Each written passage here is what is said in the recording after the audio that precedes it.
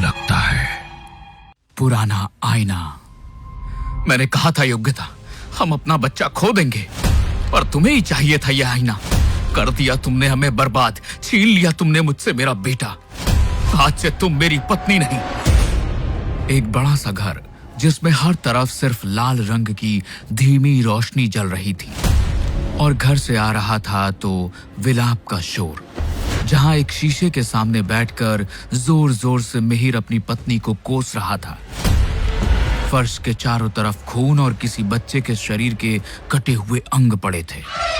मैं जा रहा हूं योगिता, मैं जा रहा हूं इस घर और तुम्हें त्याग कर।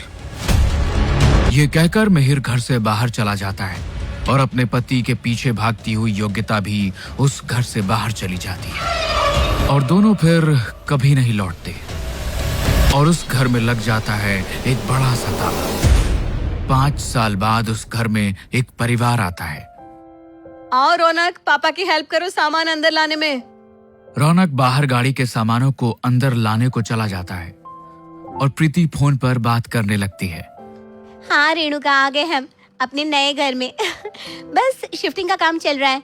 शिफ्ट होते ही मैं तुम्हें फोन करूंगी, फिर साथ में खूब मजे करेंगे। एक बात को प्रीति, कहना तो नहीं चाहिए, पर जिस जगह तुझे घर मिला है ना, और जिस रेट में, मुझे तो कुछ गड़बड़ लग रही है।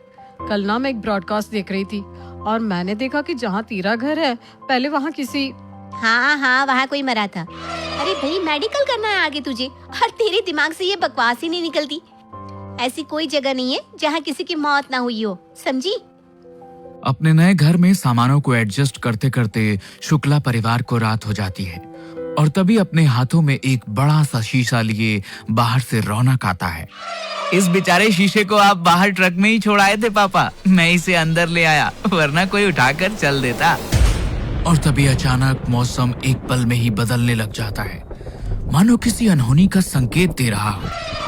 ऐसी कड़कड़ाके की बिजली मानो आसमान चीख रहा हो। आंधी के कारण खिड़कियां खुद ब खुद खुलने बंद होने लग जाती है। जोर से खिड़कियों के बंद होने के कारण उनके शीशे को टूटता देख प्रीति खिड़कियों को बंद करने के लिए भागती है, और उसी में एक खिड़की उसके हाथ पर बंद हो जाती है। मेरी उंगली! प्रीति के उंगली से खून रिश्ते हुए फर्श पर गिरने लगता है। बाहर बिजली की चमक में प्रीति को किसी की साया दिखाई पड़ती है, जिसे देख प्रीति चीखती है। बिजली है बेटा, डरो नहीं। ये न जाने अचानक मौसम को क्या हो गया है, नए घर की सारी खिड़कियों के शीशे टूट गए, बताओ। तभी एक तेज बिजली खड़खड़ाती हुई खिड़की से अंदर आती है और रोहन के हाथ से शीशे को छूती हुई वापस लौट जाती है। ओह माय गॉड, इस शीशे ने बचा लिया, वरना आज तो मैं गया था। साइंटिफिकली शीशे को तो चूर हो जाना चाहिए था, पर इस पर तो क्रैक तक नहीं आई। खैर दो, मैं इसे अंदर रखाती हूँ। अपने खून से लथपथ हाथ से ही प्रीति उस शीशे को स्टोर रूम में रखने जाती है। इत्तेफाक से वहाँ पहले से ही एक शीशा होता है, जो देखने में बहुत पुराना लग रहा था। कितना पुराना है ये शीशा, लगता है इस घर के मकान मालिक का होगा। खैर अच्छा ही है, अब दोनों शीशे रात भर आपस में बात कर सकेंगे। रात के ठीक 3 बजे दरवाजे पर किसी की आहट होती है। ये बताओ कैसे सोती है मम्मी, खिड़कियां तो खुली पड़ी है, जो चाहे अंदर आ सकता है। शिवम गेस्ट रूम की खिड़की से अंदर आ जाता है, जहां वह देखता है कि पहले से ही 2 शीशे रखे हुए हैं। शीशे से दूसरे दुनिया के लिए रास्ता खुल सकता है। इन्हीं शीशों से यहाँ ट्रायंगल बना देता हूँ, फिर देखता हूँ क्या होता है। और अपने साथ पेंटिंग के लिए लाए हुए एक ग्लास मिरर को शिवम ट्रायंगल बनाता हुआ उसे रख देता है। अगली सुबह प्रीति नहाने के लिए बाथरूम के बाहर जाती है। वो जब देखो कोई ना कोई अंदर ही रहता है। निकल पे जाओ रौनक। तभी फोन पर बात करता हुआ रौनक छत से नीचे आता है। शिवम भैया आए हैं कल रात को, वो होंगे अंदर। प्रीति हॉल में चली जाती है, जहां वो देखती है कि उसके मम्मी पापा और शिवम साथ बैठकर चाय पी रहे हैं। तो फिर बाथरूम में कौन है? प्रीति भागती हुई बाथरूम की तरफ जाती है, जहां वो देखती है कि बाथरूम का फर्श भीगा हुआ है, जिससे ये साबित हो जाता है कि बाथरूम में कोई तो था। यह प्रीति का वहम नहीं था, पिछली रात की तरह। और फिर प्रीति की नजर छत की सीढ़ियों पर पड़ती है, जहां किसी के गीले पैरों के निशान दिख रहे थे। कहीं भैया अपने साथ अपनी गर्लफ्रेंड को तो नहीं लेकर आए? प्रीति भागते हुए छत पर जाती है और गुलाबी सूट में एक लड़की को छत की सीढ़ियों से नीचे उतरता देख लेती है और यह मान लेती है कि वह कोई और नहीं, उसके भाई के साथ आई उसकी गर्लफ्रेंड है।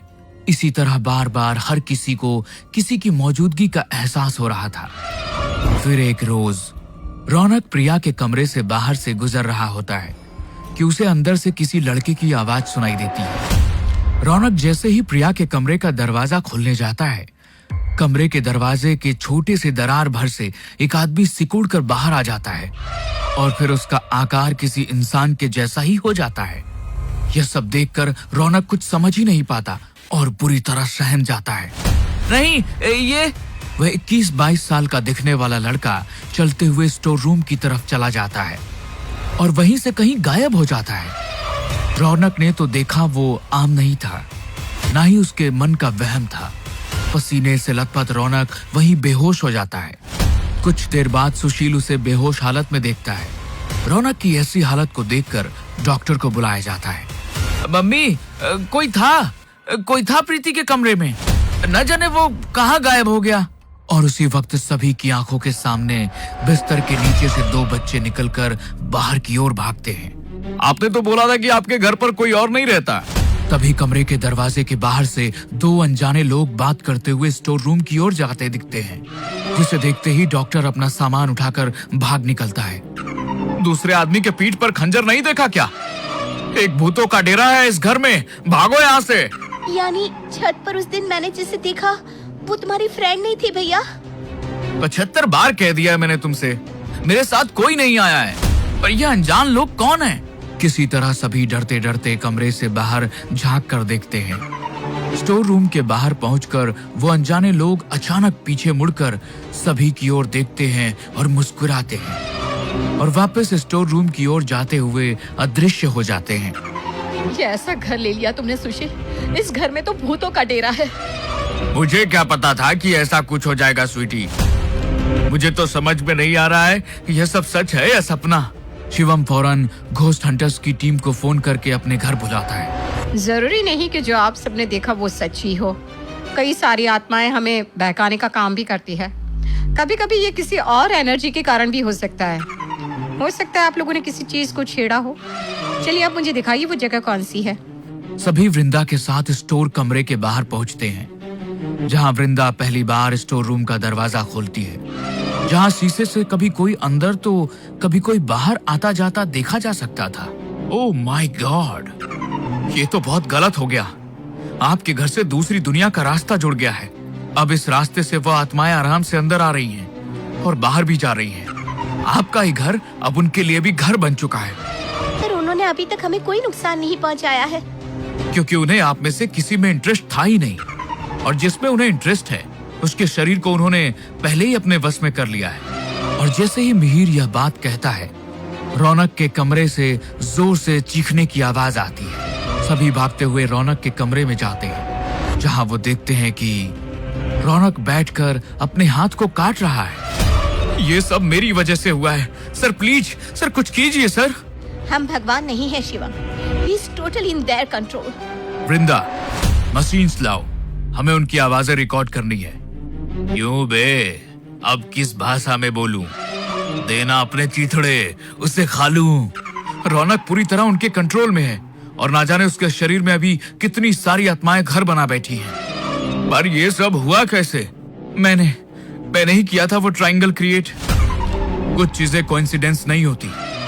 स्टोर रूम में रखा हुआ एक शीशा पहले ही किसी दुनिया के अंश से जुड़ चुका था, और जैसे ही इत्तेफाकन वहां 2 और शीशे पहुंचे और एक ट्रायंगल बन गया, वहां खुल गया दूसरी दुनिया का द्वार। मैं अपने बेटे को कुछ नहीं होने दूंगी, चाहे उसके लिए मुझे कुछ भी करना पड़े।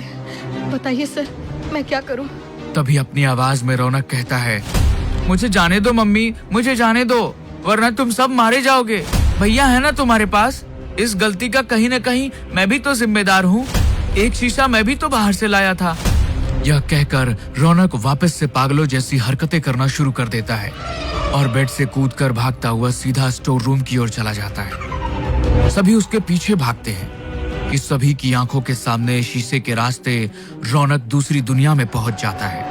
रौनक, रौनक! अपने बेटे का नाम पुकारती हुई स्वीटी जैसे ही शीशे तक पहुंचती है, शीशा चकनाचूर हो जाता है। एक एक कर तीनों शीशे टूटकर चकनाचूर हो जाते हैं। उसने बंद कर दिया है वह रास्ता जो सिर्फ उस दुनिया से ही बंद किया जा सकता था। अब आप लोगों को इस घर को जल्द से जल्द छोड़ना चाहिए, क्योंकि वहां से आई कई आत्माएं इसी घर में ही फंसी रह गई हैं। अभी तो अशांत हैं, पर जिस वक्त उन्हें वापस जाने का रास्ता नहीं मिलेगा, वह आपके शरीर को अपना घर बनाना चाहेंगे। कैसा बापू हूं मैं जिसे अपने बेटे का शरीर जलाने तक का नसीब नहीं हुआ। घोस्ट हंटर्स फौरन शुक्ला परिवार को घर से बाहर भेज देते हैं। उस दिन के बाद से कभी शुक्ला परिवार ने अपने घर आईने नहीं रखे, क्योंकि उन आईनों में उन्हें दिखता है तो अपना रोता बिलखता रौनक।